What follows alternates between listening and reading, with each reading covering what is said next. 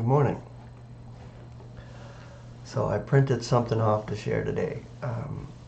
It printed off in big print, which is really, really nice. Especially that my eyes are deteriorating. I can't see very well to read anymore. These little booklets here, the Unsearchable Riches, the wording is like really small, and I find it sometimes very difficult to read it.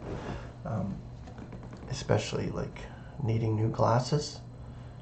I got the prescription, just waiting to get the new glasses, and when I get them, I'll be able to be clear. But printing this off was great because I didn't think it would print off so big. And I printed it off the Unsearchable Riches online. So as you can see, it's great. This is the article I'm sharing. Transformation. Enabled to withstand. This is what I'm sharing today. There is a transformation coming up. From mortal to immortal. We will receive new bodies. And won't that be fabulous? Then we'll see in full vivified spirit. And that'll be great. Nothing to hinder us then, huh? So that'll be wonderful. Okay, transformation. Thank you for listening in. We have become accustomed to a gentleness and a grace in Paul's words and deeds. All his actions reflect absolute commitment. His life, from the dramatic arrest on the Damascus Road, was a vivid testimony of complete dedication to his Lord. He was changed. Indeed, he was changed. And we are looking for that change as well. But we're in the initial stages of the change like Paul was. From the Damascus Road, realizing truth in such a powerful blast of the risen Lord, he was blinded. But the change happened from the man within to the outward man. The more you grow in the faith and love in Christ Jesus, the more you become at peace. And this is what I love to emphasize, because we are to be walking in that peace no matter what. Whether we are distressed or in turmoil, or life situation is bogging us down, there's a lot of factors in play in our mental and physical and emotional state. But to be at peace is from the man within. If you're at peace within, then everything else pales in comparison. And this is just it.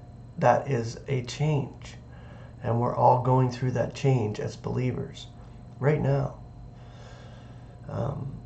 The rest will come later. But right now, for believers, especially of believers, we are going through that change toward maturity in Christ and toward that ultimate change from mortal to immortal.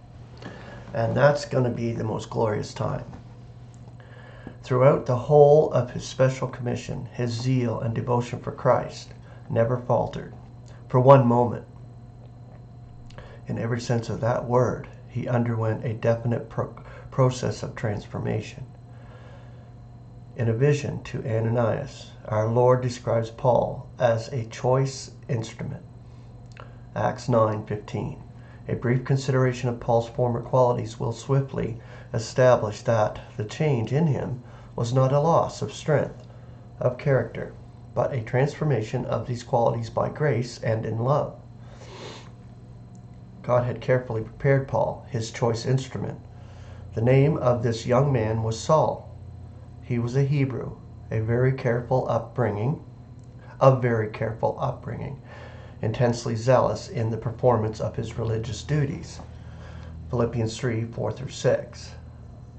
But with a mind broadened by contact with the wider life and speculative thinking of the Graeco-Roman world. Acts 17:18 through 34. Born in Tarsus of Cilicia, he was yet reared at the feet of Gamaliel. Acts 22, verse 3. This brief review should make us look a little closer at the apostle's background. Immediately, we will become aware that here is no mere man of straw. Although he stressed that he considered that his former achievements in flesh were but refuse in comparison with gaining Christ, they must not be discounted if we are to gain some estimation of his very impressive character.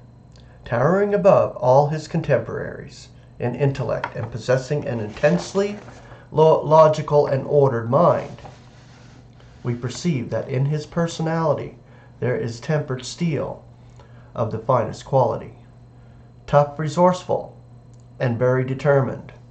His strength of character and his firm belief in the divine commission should not be lightly passed over. Shortly following the confrontation with his Lord outside Damascus and embarking on his assignment, Paul passed through the island of Cyprus to Paphos.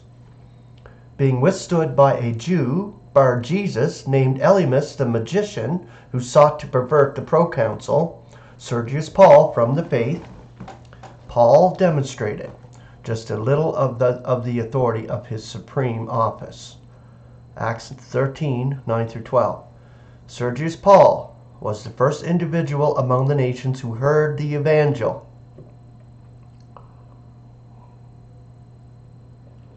without first becoming a proselyte of Judaism. Hence his case is typical. Bar-Jesus stands for the Jewish dispersion, who always resisted every attempt to proclaim the evangel to the nations. Seldom indeed do we find Paul performing any judgment miracle, but here he blinds the sorcerer for a season. This is the judgment which has befallen Israel during the present administration of God's grace. Israel in part has become calloused until the full complement of the nations may be entering. Romans 11:25. Throughout Paul's missionary journeys, when he turned from the unbelieving Jews to the nations, the Jews became jealous and sought to turn the Gentiles against him. They became blind spiritually as Bar-Jesus became physically.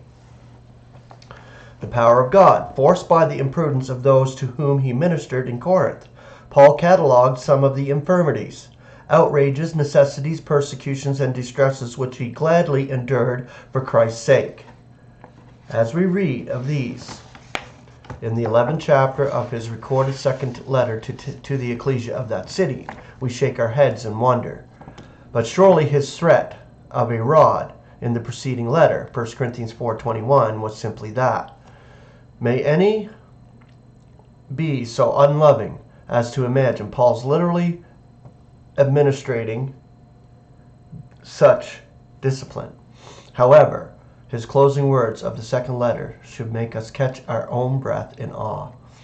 I have declared before, and I am predicting, as when, being present the second time and now being absent, to those having sinned before, and to all the rest, that if I should be coming again, I shall not spare, since you are seeking to test Christ speaking in me, who is not weak for you, but powerful among you. For even if he was crucified out of weakness, nevertheless he is living by the power of God. For we also are weak together with him, but we shall be living together with him by the power of God for you. 2 Corinthians 13:2 through 4. Head over all. In the great entreaty of Ephesians 6:10 through 17, we are greeted with a bold salutation. Brethren mine, how encouraging to stand by the unflinching apostle, heed his sound advice, and take up all the accoutrements of our defensive armor in the conflict with our present celestial opponents. Reviewing the impressive forces opposed to us is a daunting task. The apostle openly declares that our evangel, which is covered, is purely and simply the heralding of the glory of Christ Jesus our Lord. He further acknowledges that we have this treasure in earthen vessels that the transcendence of the power may be of God and not of us. 2 Corinthians 4:7. It is this reassurance which enables us, in our puny helplessness, to rise above our fear.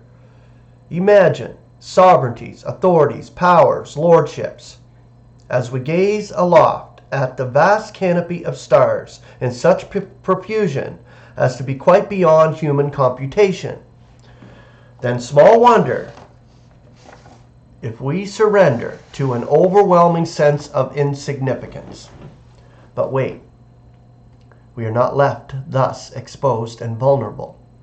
Having received our helmet of salvation, now let us firmly grasp the sword of the Spirit, which is a declaration of God.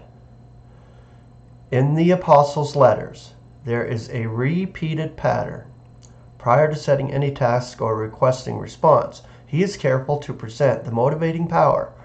So we first discern his rich presentation of our glorious identity and the very special love gifts which have been lavished on us. May we review these again and again and again.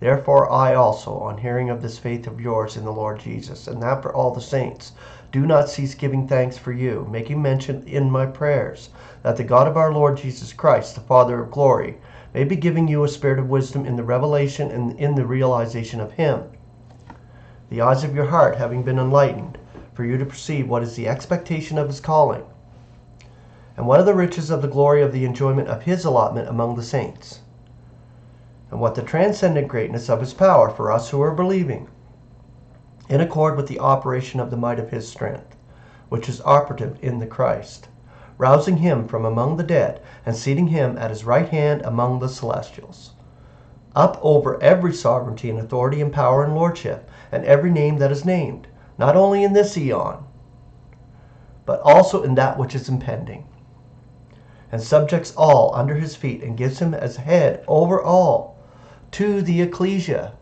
which is his body, the complement of the one, completing the all in all. Ephesians 1:15 through 23.